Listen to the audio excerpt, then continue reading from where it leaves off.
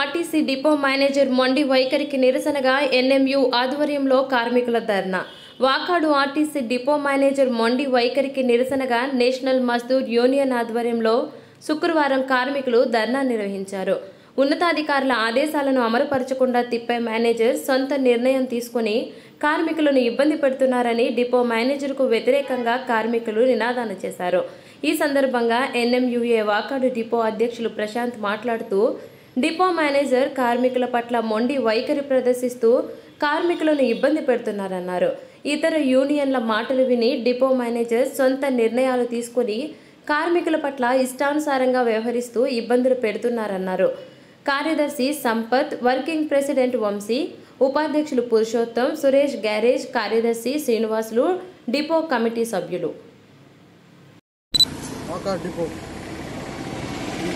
ముఖ్య ఉద్దేశం పెట్టి పరిస్థితులకు కారణం డిపో మేనేజర్ గారు విపరీతమైన మొండి వైఖరితో ప్రవర్తిస్తున్నారు.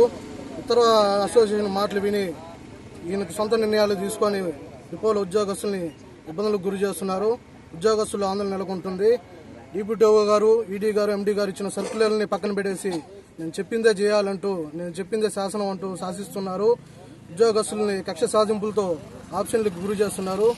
పూర్తి జీతంతో ఒక ప్రభుత్వ డాక్టర్ ఇచ్చిన సిక్కుని పూర్తి జీతం వేయాలని చెప్పి సర్కులర్ ఉన్నప్పటికీ డిపో మేనేజర్ గారు ఆబ్సెంట్ వేయాల్సిందే అని చెప్పి కక్ష సాధింపులకు గురి చేస్తున్నారు.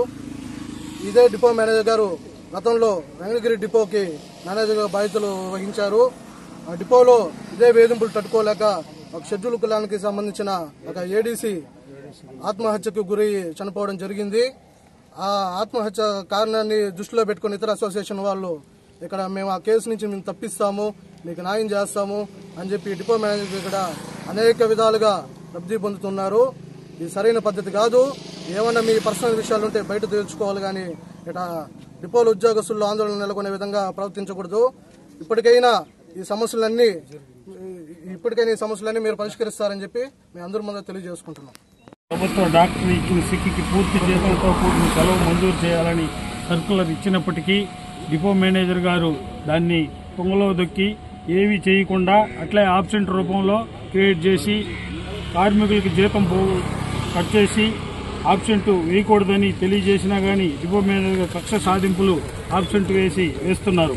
గౌరవనీయులు వాకాడు డిపో మేనేజర్ గారు గతంలో వెంకటగిరి డిపో మేనేజర్గా బాధ్యతలు చేపట్టినప్పటికీ ఒక షెడ్యూల్ కులానికి చెందిన ఏడీసీ వేధింపులకు తట్టుకోలేక ఆత్మహత్య చేసుకుని చనిపోయినారు.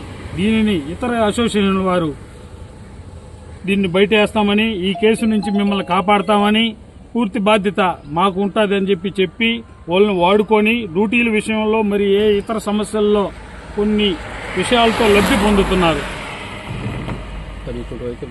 ఇటువంటి వైఖరి మీద ఈ డిపో మేనేజర్ గారు మానుకొని ఇలా అందరికీ ఉద్యోగులని సమానంగా చూసి అందరికీ ఒకే సర్కులర్ని, హెడ్ ఆఫీస్ ఇచ్చిన వారి సర్కులర్ని న్యాయంగా చేయాలని కోరుకుంటున్నాం.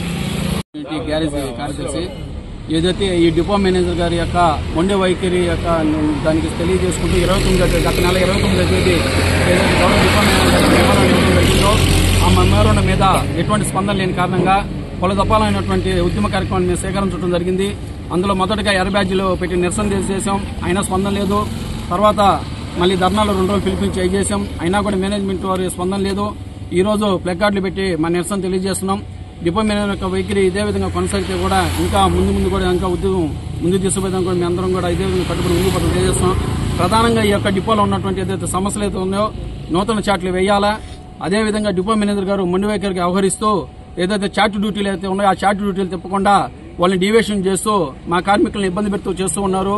అదేవిధంగా ఏంటంటే గవర్నమెంట్ సిక్కుకి పూర్తి జీతం ఇవ్వమని చెప్పని గౌరవ డిప్యూటీ గారు ఆదేశం ఇచ్చినప్పుడు కూడా కింది స్థాయిలో ఉన్నటువంటి మేనేజర్ గారు దాన్ని అమలు చేయట్లేదు.